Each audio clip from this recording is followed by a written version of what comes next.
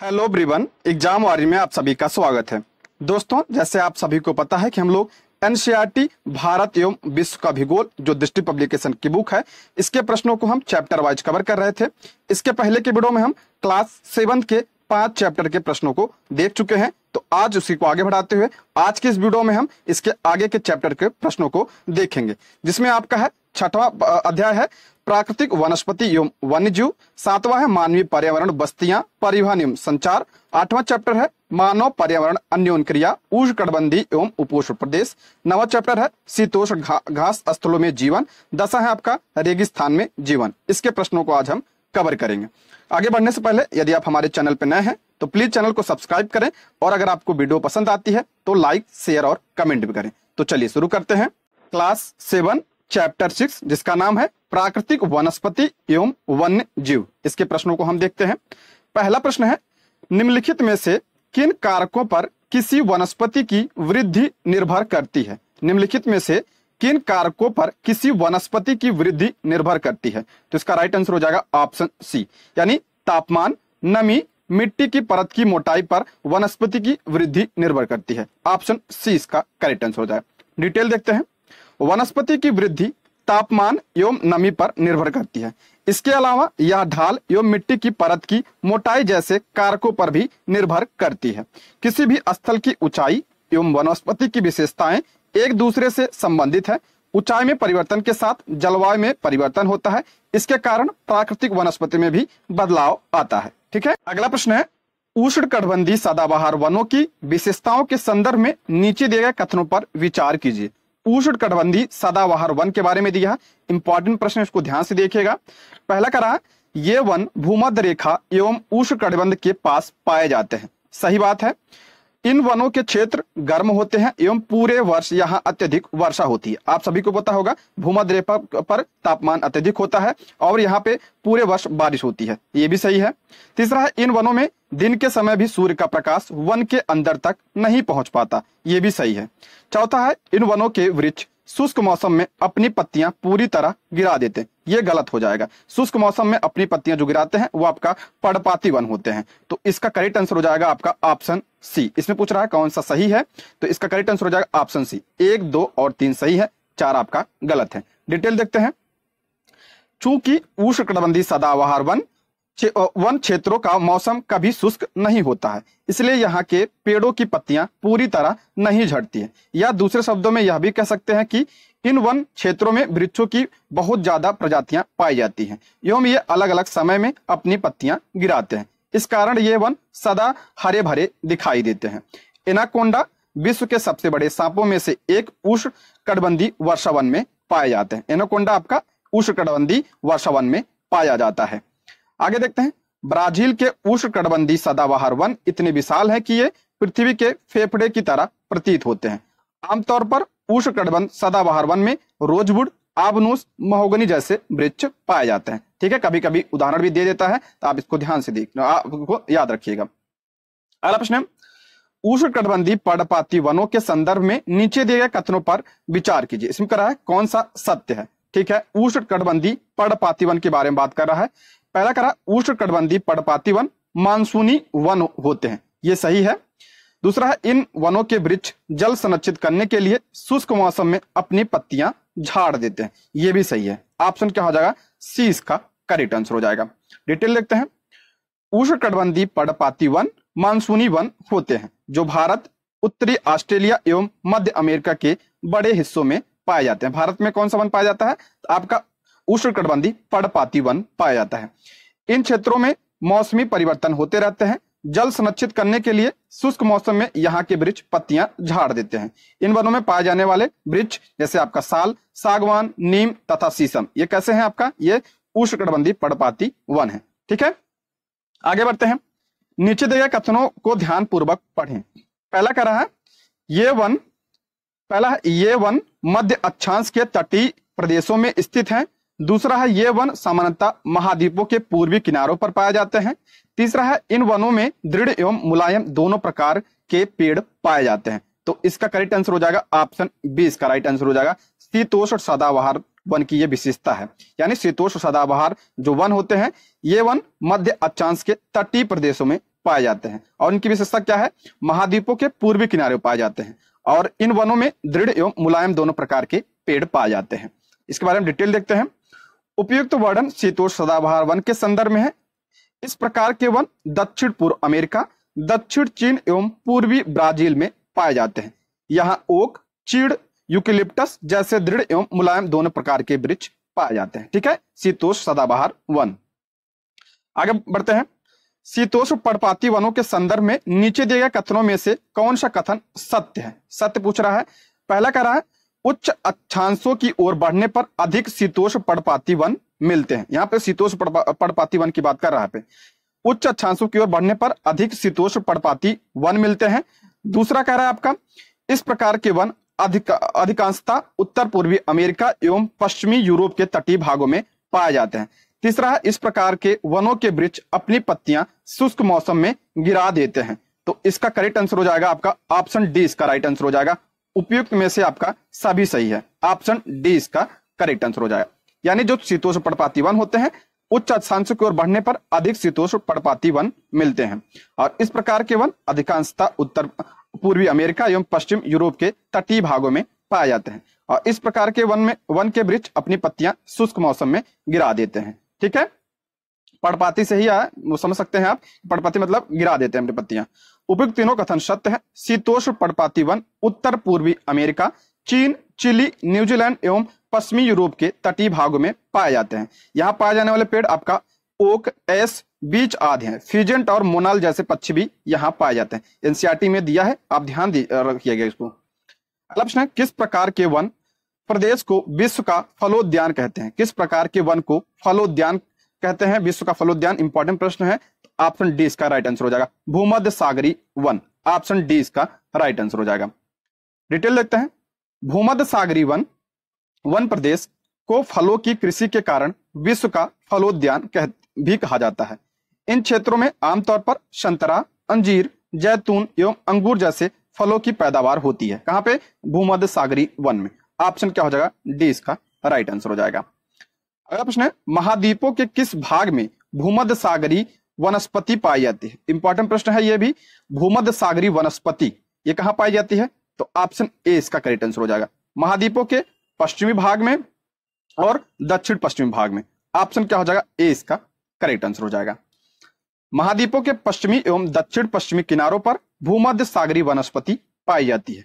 यह अधिकतर Europe, Africa एवं एशिया के भूमध्य सागर के समीप वाले प्रदेशों में पाई जाती है, इसलिए इसका नाम भूमध्य सागरी वनस्पति पड़ा है। ठीक है, ऑप्शन ए इसका करेक्ट आंसर हो जाएगा। अगला प्रश्न है शंकुधारी वनों के संदर्भ में निम्नलिखित कथनों को ध्यानपूर्वक पढ़िए। शंकुधारी वन के बारे में पूछ रहा है, इंपॉर्टेंट प्रश्न है भी। शंकुधारी वन उत्तरी गोलार्ध में उच्च अक्षांश 50 से 70 डिग्री में पाए जाते हैं। दूसरा है हिमालय में ये वन प्रचुर मात्रा में पाए जाते हैं। शंकुधारी वनों के वृक्ष छोटे, कठोर एवं पर्णपाती प्रकार के होते हैं। शंकुधारी वनों को टैगा भी कहा जाता है। टैगा प्रदेश सुना होगा आपने।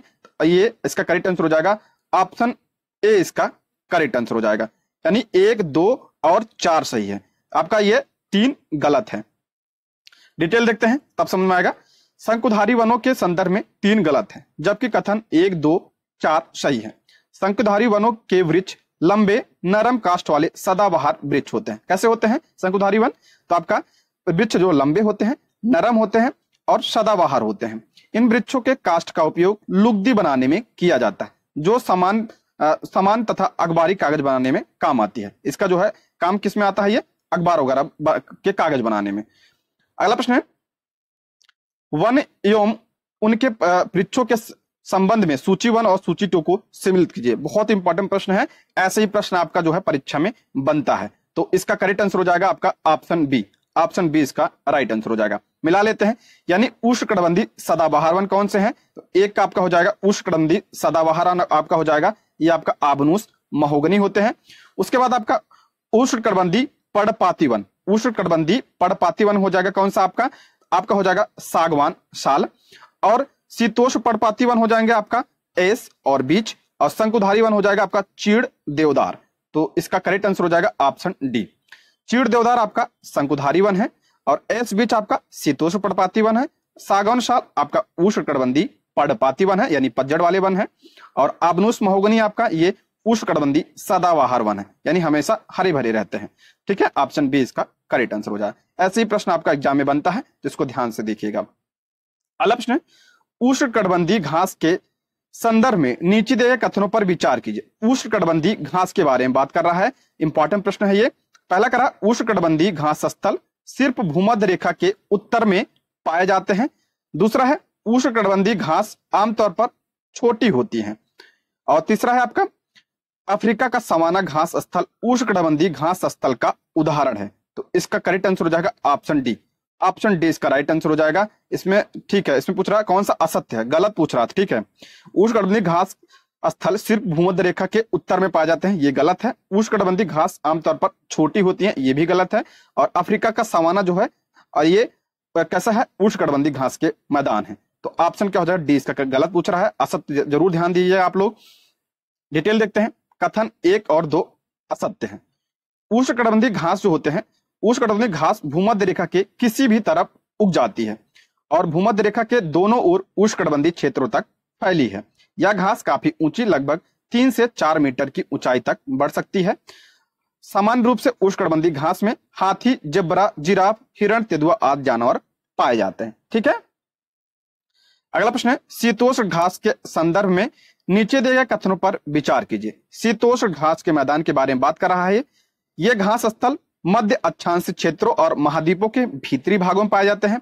यहाँ की घास आमतौर पर छोटी एवं पौष्टिक होती हैं। तो इसका करेक्ट आंसर हो जाएगा ऑप्शन सी इसका राइट आंसर हो जाएगा।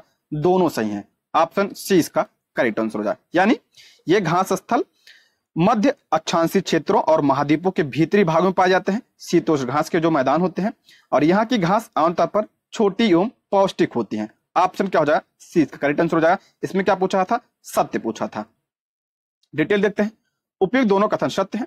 शीतोष्ण घास मध्य अक्षांशीय और महाद्वीपों के भीतरी भाग में पाई जाते हैं। यहाँ की घास आमतौर पर छोटी एवं पौष्टिक होती है। इन प्रदेशों में सामान्यतः जंगली भैंस, बाइसन, एंटीलोप पाए जाते हैं। ठीक है दोस्तों, इसमें जो है एग्जैक्ट जो है आपका एनसीईआरटी से लिया गया है सारे प्रश्न। आप बुक उठा के देखेंगे, सारे प्रश्न जो है A to Z जो है, यहाँ तक कि जो ये सब लिखा भी है ना, सारे वहीं से उठाए गए हैं सारे। ठीक है, तो इंपॉर्टेंट है, आप इसको ध्यान से पूरा देखिएगा। अगला प्रश्न, इन क्षेत्रों में बहुत सी सीमित प्राकृतिक वनस्पतियां मिलती हैं। यहाँ केवल काई, लाइकेन एवं छोटी झाड़ियां पाई जाती हैं। ये अल्पकालिक ग्रीष्म ऋतु के दौरान विकसित होती हैं। उपयुक्त विशेषताएं किन क्षेत्रों के संदर्भ में कही गई है। ये विशेषता किसके बारे में है, तो ऑप्शन डी इसका राइट आंसर हो जाएगा। शीत मरुस्थलीय क्षेत्र के बारे में है, सॉरी ऑप्शन क्या हो जाएगा, बी इसका राइट आंसर हो जाएगा। ध्रुवीय क्षेत्र के बारे में है, यानी इन क्षेत्रों में बहुत ही सीमित प्राकृतिक वनस्पति मिलती है। यहाँ केवल काई, लाइकेन एवं छोटी झाड़ियां पाई जाती हैं और ये अल्पकालिक ग्रीष्म ऋतु के दौरान विकसित होती हैं। ये किसकी विशेषता है, आपका ये ध्रुवीय क्षेत्र की विशेषता है। ऊपर दी गई विशेषताएं ध्रुवीय क्षेत्र में पाई जाने वाली वनस्पति के संदर्भ में है। इन वनस्पतियों को टुंड्रा वनस्पति पूछा जाता है, टुंड्रा वनस्पति कहते हैं। ये वनस्पतियां यूरोप, एशिया एवं उत्तर अमेरिका के ध्रुवीय प्रदेशों में पाई जाती हैं। दोस्तों ये जो है प्रश्न, जो आप किसी भी एग्जाम की तैयारी कर रहे हैं तो इस सभी के लिए इंपॉर्टेंट है। ठीक है, चाहे आपका आईएएस, पीसीएस, बीपीएससी किसी भी एग्जाम की तैयारी कर रहे हैं तो सभी के लिए इंपॉर्टेंट है ये। तो आप पूरा जरूर ध्यान से देखिएगा और अगर आपको वीडियो पसंद आती है तो लाइक, शेयर और कमेंट भी करिएगा। आगे बढ़ते हैं, नीचे दिए गए घास स्थलों पर विचार कीजिए। नीचे दिए गए घास स्थलों पर विचार कीजिए। पहला करा सवाना, वेल्ड, कंपोस्ट, लानोस।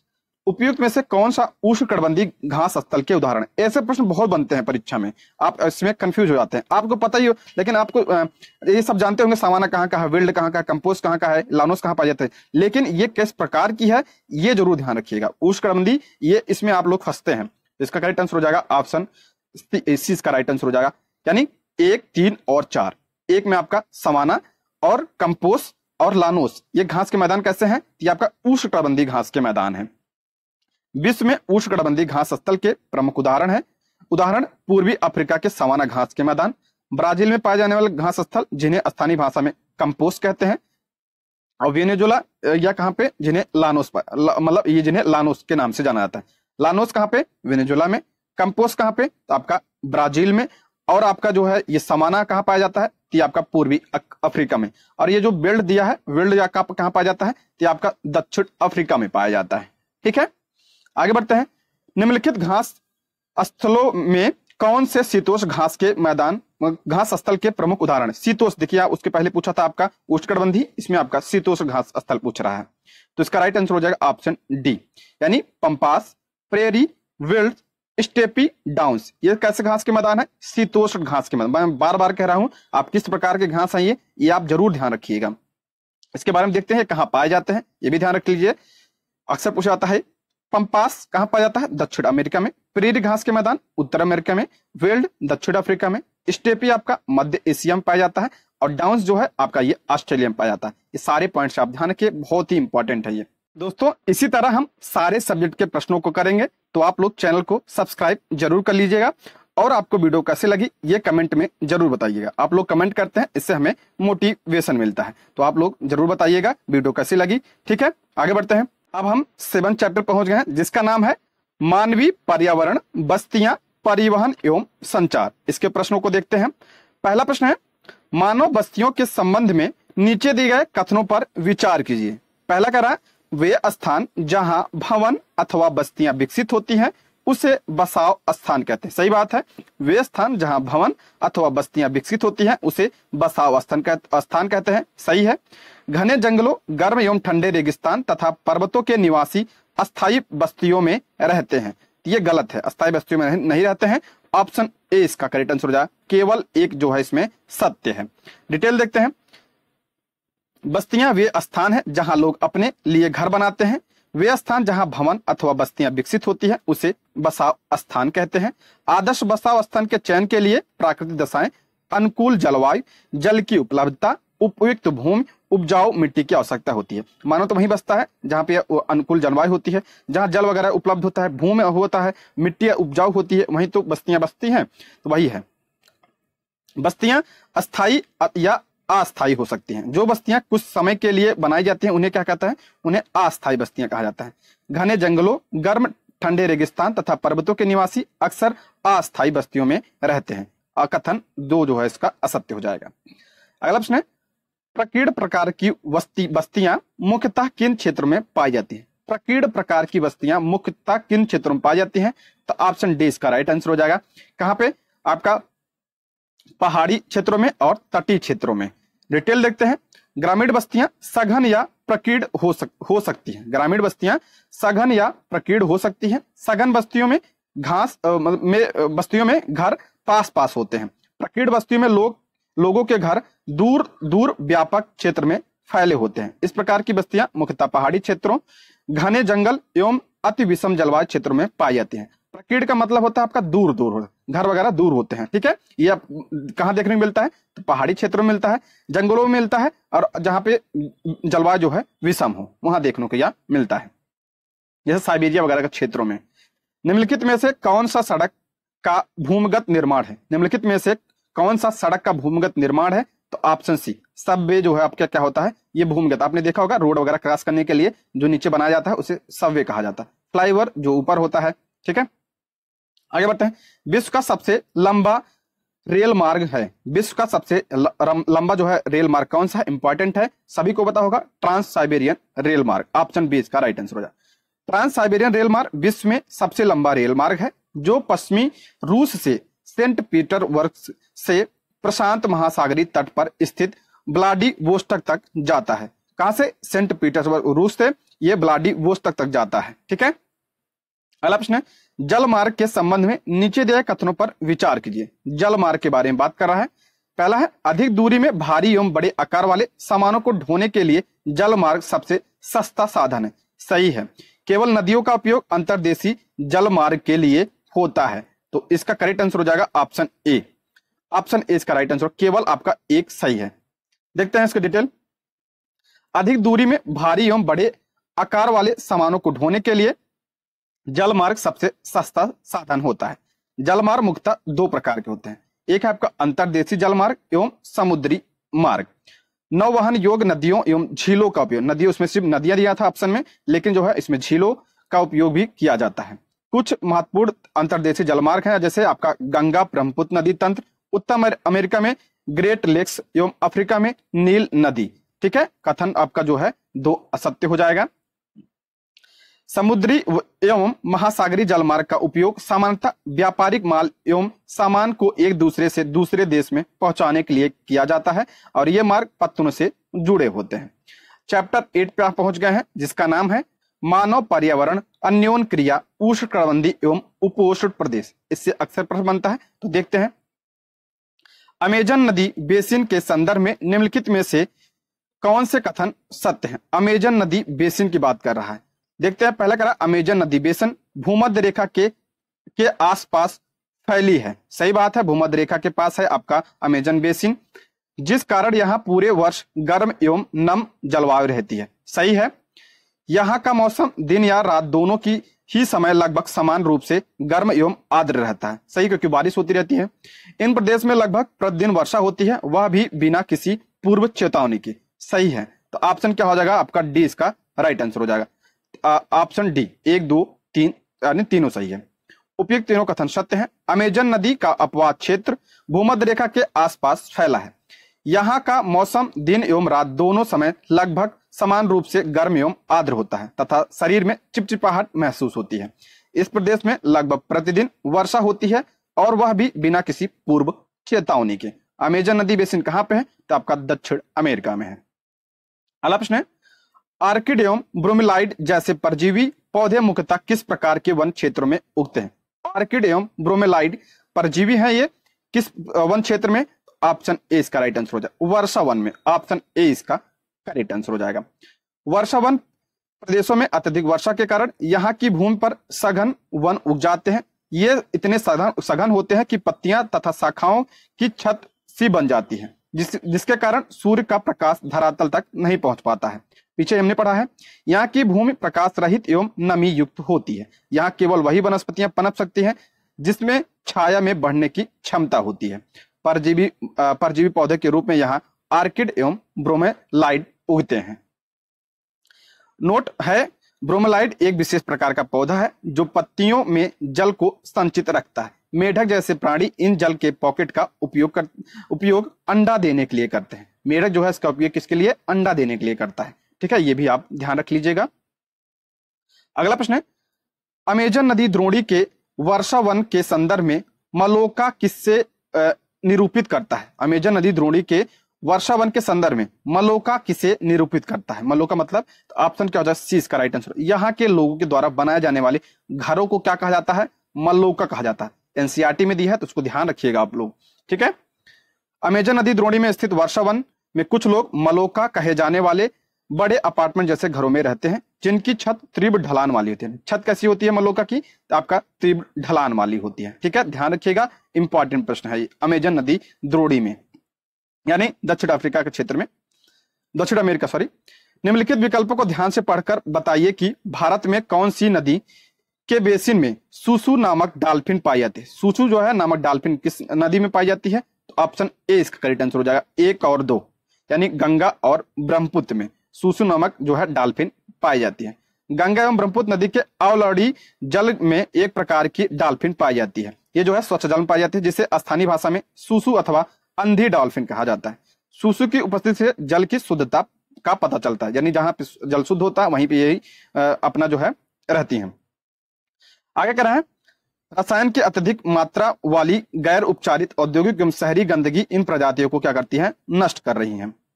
अगला प्रश्न है, कोलकाता निम्नलिखित में से किस नदी के तट पर अवस्थित है? सभी को पता है, हुगली नदी के। ऑप्शन क्या हो जाएगा? डी इसका करेक्ट आंसर हो जाएगा। चैप्टर 9 है, जिसका नाम है शीतोष्ण घास स्थलों में जीवन। अभी हमने इसके पहले उपोष्ण के बारे में पढ़ा, अब हम शीतोष्ण के बारे में पढ़ेंगे। पहला प्रश्न है आपका, प्रेरी कहा जाता है? प्रेरी कहा जाता है, ऑप्शन डी इसका राइट आंसर हो जाएगा। पीछे हमने पढ़ा, उत्तर अमेरिका में जो शीतोष्ण घास के मैदान होते हैं उसे क्या कहा जाता है? उसे प्रेरी कहा जाता है। ठीक है, उत्तर अमेरिका में शीतोष्ण घास को प्रेरी कहा जाता है। ये समतल, मंद ढलान एवं पहाड़ियों वाले प्रदेश हैं। यहाँ पेड़ कम अथवा घास अधिक होते हैं। नोट, पृथ्वी की सतह 1/4 भाग का भाग मतलब स्थल है। जलवायु के आधार पर विश्व के घास स्थलों को 2 मुख्य श्रेणियों में बांटा गया है। पहला आपका शीतोष्ण घास के स्थल और उष्ण कटिबंधीय प्रदेश। अभी हमने पीछे पढ़ा है 2 प्रकार के, शीतोष्ण और आपका उष्ण कटिबंधीय। ठीक है, आगे देखते हैं।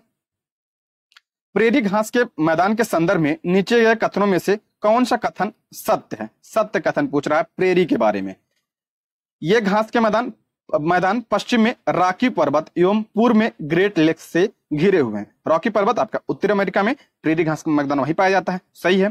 प्रेरी सामान्यतः वृक्ष विहीन होते हैं, यहाँ जल उपलब्ध होता है और वहां सरपत जैसे विलो, अल्डर एवं पॉपुलर जैसे पेड़ उगते हैं, सही है। अमेरिकी भैंस या बाइसन इस प्रदेश का सर्वाधिक महत्वपूर्ण क्या है, पशु है। अमेरिकी भैंस या बाइसन जो है इसका जो है क्या है, महत्वपूर्ण पशु है। यानी ऑप्शन डी इसका करेक्ट आंसर हो जाएगा। ये प्रेरी प्रदेश की विशेषता है, ऑप्शन डी इसका करेक्ट आंसर हो जाएगा। प्रेरी घास के मैदान पश्चिम में रॉकी पर्वत एवं पूर्व में ग्रेट लेक्स से घिरे हुए हैं। प्रेरी घास के मैदान वृक्ष विहीन होते हैं, यहाँ जल की उपलब्धता होता है, वहां सरपत जैसे विलो कहा जाता है, आल्डर एवं पॉपुलर जैसे पेड़ उगते हैं, पीछे ही था। बाइसन या अमेरिकी भैंस इस प्रदेश का सबसे महत्वपूर्ण पशु है। निरंतर शिकार के कारण ये पशु लगभग लुप्त हो गए हैं, अब इन्हें संरक्षित प्रजातियों की श्रेणी में रखा जाता है। अगला प्रश्न है, निम्नलिखित में से किन नदियों के अपवाह तंत्र का संबंध प्रेरी घास के मैदान, अपवाह तंत्र जो है प्रेरी घास के मैदान किस नदी का है? ऑप्शन क्या हो जाएगा इसका, हो जाएगा ऑप्शन ए, यानी 1 और 2, मिसिसिपी और सास्केचुआन, ये हो जाएगा ऑप्शन ए इसका करेक्ट आंसर हो जाएगा। मिसिसिपी और सास्केचुआन जो है ये आपका अपवाह तंत्र है प्रेरी घास के मैदान के। प्रेरी घास के मैदान संयुक्त राज्य अमेरिका एवं कनाडा के कुछ भागों में फैले हुए हैं। अमेरिका के प्रेरी मैदान का अपवाहन मिसिसिपी उसकी सहायक नदियां, जबकि कनाडा के प्रेरी मैदान का अपवाहन क्षेत्र सास्केचुआन नदी तथा उसकी सहायक नदियां। अमेरिका में कौन सी, आपका मिसिसिपी, और आपका कनाडा में कौन सा, सास्केचुआन, ठीक है, ध्यान रखिएगा। अगला प्रश्न है, कथन दिया है, कथन और कारण। कथन ए है, प्रेरी को विश्व का धन्यागार भी कहा जाता है। दूसरा है, प्रेरी क्षेत्र में गेहूं का सर्वाधिक उत्पादन होता है। ये आपका हो जाएगा ऑप्शन ए इसका करेक्ट आंसर हो जाएगा, यानी आपका दोनों सही है, दोनों सही है, और आर जो है इसकी सही व्याख्या भी कर रहा है। प्रेरी जो घास के मैदान है उसे विश्व का धन्यागार कहा जाता है, और प्रेरी क्षेत्र में गेहूं का अधिक उत्पादन होता है, इसलिए इसे विश्व का धन्यागार कहा जाता है। प्रेरी प्रदेश में वैज्ञानिक विधियों और आधुनिक उपकरणों के उपयोग से कृषि करने से उत्तर अमेरिका विश्व के सबसे बड़े खाद्यान्न उत्पादों में से एक है। गेहूं के अत्यधिक उत्पादन के कारण प्रेरी को विश्व का धन्यागार भी कहा जाता है, ठीक है। आगे बढ़ते हैं, दक्षिण अफ्रीका के शीतोष्ण घास स्थल को क्या कहते हैं? दक्षिण अफ्रीका के शीतोष्ण घास स्थल को क्या कहते हैं? अभी हमने पीछे ही पढ़ा था, तो उसे विल्ड्स कहते हैं, विल्ड कहते हैं। ऑप्शन क्या हो जाएगा, सी इसका करेक्ट आंसर हो जाएगा। डाउन्स कहां पाया जाता है? तो ऑस्ट्रेलिया में पाया जाता है, हमने पीछे ही पढ़ा है उन सब के बारे में। विल्ड्स घास के मैदान के संदर्भ में नीचे दिए कथनों पर विचार कीजिए। विल्ड ये आपका शीतोष्ण घास के मैदान है, इसके बारे में देखता है। इसके पश्चिम में कालाहारी मरुस्थल स्थित है, सही है। कालाहारी मरुस्थल जो है इसके क्या है, पश्चिम में स्थित है। जायरे एवं इसकी सहायक नदियां इस प्रदेश को सिंचित करती हैं, यह गलत हो जाएगा। ऑप्शन ए इसका करेक्ट आंसर हो जाएगा। केवल एक सत्य है, दक्षिण अफ्रीका के शीतोष्ण घास के स्थल को विल्ड्स कहते हैं, तथा इसके पश्चिम में कालाहारी मरुस्थल है। ऑरेंज एवं लिम्पोपो नदी, ऑरेंज एवं लिम्पोपो की सहायक नदियां इस प्रदेश को सिंचित करती है, ना कि जायरे की, ठीक है, ऑरेंज एवं लिम्पोपो नदी। अगला प्रश्न है, अगला चैप्टर आ गया आपका रेगिस्तान में जीवन, अंतिम चैप्टर है, चैप्टर 10 है। इसके प्रश्नों को देखते हैं। निम्नलिखित कथनों पर विचार कीजिए। मरुद्यान रेगिस्तान का वह क्षेत्र होता है जहां बड़ी मात्रा में पशुपालन किया जाता है। दूसरा कह रहा है आपका, दूसरा है आपका रेगिस्तान के वे क्षेत्र जहां जल सतह पर आ जाता है वहां मरुद्यान बनते हैं तथा ये क्षेत्र उपजाऊ होते हैं। तीसरा आपका रेगिस्तान के आसपास का वह उपजाऊ क्षेत्र जो रेगिस्तान के फैलाव की चपेट में आ जाता है उसे मरुद्यान कहते हैं। चौथा रेगिस्तान का वह क्षेत्र जहां बजरी के मैदान एवं नग्न चट्टाने सहित वाले उत्थित पठार पाए जाते हैं उसे मरुद्यान कहते हैं। उपयुक्त में से कौन सा कथन मरुद्यान को सही तरीके से परिभाषित करता है? तो इसका राइट आंसर हो जाएगा आपका ऑप्शन सी इसका करेक्ट आंसर हो जाएगा, जिसमें केवल 2 इसका करेक्ट आंसर है। मरुद्यान रेगिस्तान के वे क्षेत्र जहां जल सतह पर आ जाता है वहां मरुद्यान बनते हैं तथा ये क्षेत्र क्या होते हैं, उपजाऊ होते हैं। यही आपका सही है, ऑप्शन 2 इसका करेक्ट आंसर हो जाएगा, ऑप्शन सी हो जाएगा जिसमें आपका केवल 2 है। देखते हैं इसके बारे में। जब रेगिस्तान की रेत को पवन उड़ा ले जाती है तो वहां गर्त बन जाता है, जहां गर्त में भूमिगत जल सतह पर आ जाता है वहां मरुद्यान बनते हैं। ये क्षेत्र उपजाऊ होते हैं और लोग इसके आसपास निवास करते हैं एवं खजूर के पेड़ तथा अन्य फसलें यहाँ पे उगाई जाती हैं। जब क्या होती हैं, पवने क्या करते हैं, रेत वगैरह को उड़ाकर ले जाती हैं जो इकट्ठा होकर, देखिए कहा अभी हमने इसके कल वाले चैप्टर में पढ़ा था, इसके पीछे वाले चैप्टर में, जब रेत वगैरह जो है पौने उड़ा कर ले जाती हैं, जब ये विस्तृत क्षेत्र में फैल जाती है, एक जगह पर निक्षेपित हो जाती है, उसे क्या कहा जाता है, उसे लोएस कहा जाता है। लोएस, ठीक है, लोएस क्षेत्र होता है, ये भी ध्यान रखिएगा। और यहाँ पे क्या होता है, जब यहाँ पे गर्त हो जाता है, पौने गड्ढा हो जाता है, यानी तो यहाँ पे जो जल होता है ऊपर आ जाता है, तो वही आपका ये फिर वहीं पे आपका उपजाऊ क्षेत्र बन जाता है। ये अगला प्रश्न है, जम्मू कश्मीर के पूर्व में स्थित लद्दाख के संदर्भ में सही कथन कौन सा है? जम्मू कश्मीर के पूर्व में स्थित लद्दाख के संदर्भ में सही कथन कौन सा है? पहला है लद्दाख के पूर्व में काराकोरम पर्वत श्रेणियां हैं एवं पश्चिम में जास्कर पर्वत है। दूसरा, लद्दाख के उत्तर में नंगा पर्वत एवं दक्षिण में पीर पंजाल श्रेणी है। और तीसरा है आपका लद्दाख के उत्तर में नंगा पर्वत एवं दक्षिण में काराकोरम पर्वत श्रेणियां हैं। और तीसरा है और चौथा है लद्दाख के उत्तर में काराकोरम पर्वत श्रेणियां एवं दक्षिण में जास्कर पर्वत श्रेणियां। आपका हो जाएगा ऑप्शन डी, इसका करेक्ट आंसर हो जाएगा। ऑप्शन डी इसमें सही पूछा था ना, तो ऑप्शन क्या हो जाएगा, डी इसका राइट आंसर हो जाएगा। देखते हैं, जम्मू कश्मीर के पूर्व में बृहद हिमालय में स्थित लद्दाख एक ठंडा रेगिस्तान है। इसके उत्तर में काराकोरम पर्वत श्रेणियां एवं दक्षिण में जास्कर। उत्तर में कैसी कौन सी श्रेणी, काराकोरम, और दक्षिण में जास्कर पर्वत श्रेणी है। ऑप्शन डी इसका राइट आंसर हो जाएगा। अगला प्रश्न है, निम्नलिखित में से कौन सी नदियां लद्दाख क्षेत्र में होकर बहती हैं? लद्दाख में कौन सी नदी बहती है? तो इसका राइट आंसर हो जाएगा ऑप्शन डी, केवल 1 और 4। यानी कौन सी नदी, आपका सिंधु नदी बहती है और श्योक नदी बहती है। ठीक है, दामोदर नगर, ये तो आपका प्रायद्वीपीय भारत की नदियां हैं। इसमें देखते हैं, लद्दाख से होकर कई नदियां बहती हैं, जिसमें सिंधु तथा श्योक प्रमुख नदियां हैं। श्योक जो है सिंधु नदी की एक महत्वपूर्ण सहायक नदी है। श्योक जो है आपका सिंधु नदी की सहायक नदी है। ये नदियां गहरी घाटियों एवं महाखड्ड जिसे गार्ज का निर्माण करती हैं। लद्दाख में अनेक हिमानियां जैसे ग्रेंगी हिमानी भी है, आपका कहां पे, लद्दाख में है। अगला प्रश्न है, नीचे दिए गए कथन एवं कारण को ध्यान पूर्वक पढ़िए। कथन दिया है आपका, ए, भारत के उत्तर में अवस्थित लद्दाख एक शीत मरुस्थल है। अभी हमने पीछे पढ़ा, सही है। लद्दाख हिमालय के वृक्ष छाया में अवस्थित है। देखिए कारण भी यही है, लद्दाख हिमालय के वृक्ष छाया में स्थित है, इसलिए यहाँ पे ये शीत मरुस्थल है। ऑप्शन क्या हो जाएगा, ए इसका करेक्ट आंसर हो जाएगा। दोनों सही है और व्याख्या भी सही करता है। अगला प्रश्न है, लद्दाख क्षेत्र के संबंध में नीचे दिए कथनों पर विचार कीजिए। पहला आपका, लद्दाख घाटी में सरपत जिसे विलो कहा जाता है एवं पॉपुलर के उपवन देखे जा सकते हैं। लद्दाख घाटी में सरपत एवं पॉपुलर के उपवन देखे जा सकते हैं, सही है। यहाँ के अधिकांश लोग या तो हिंदू हैं या जैन हैं, गलत है। लद्दाख क्षेत्र में बौद्ध मठ अपने परंपरागत गोंपा के साथ स्थित है, ये भी सही है। ऑप्शन क्या हो जाएगा, सी इसका करेक्ट आंसर हो जाएगा। डिटेल देखते हैं, लद्दाख क्षेत्र में उच्च शुष्कता के कारण वनस्पति विरल है। यहाँ जानवरों के चरने के लिए कहीं कहीं पर भी ही घास एवं छोटी झाड़ियां मिलती हैं। घाटी में सरपत एवं पॉपुलर के उपवन देखे जा सकते हैं। क्रिकेट का सबसे अच्छा बल्ला सरपत विलो पेड़ की लकड़ी से बनाया जाता है। लद्दाख के अधिकांश लोग या तो मुस्लिम है या तो बौद्ध, हिंदू नहीं, मुस्लिम या बौद्ध। लद्दाख क्षेत्र में अनेक बौद्ध मठ अपने परंपरागत गोंपा के साथ स्थित हैं। कुछ प्रसिद्ध मठ हैं जिसमें आपका हेमिस, थिक्से, लामायुरु आदि। गोंपा तिब्बती शैली में बने एक प्रकार के बौद्ध मठ के भवन या भवनों को कहते हैं। गोंपा किसे कहते हैं, तिब्बती शैली में बने एक प्रकार के बौद्ध मठ के भवन या भवनों को कहते हैं।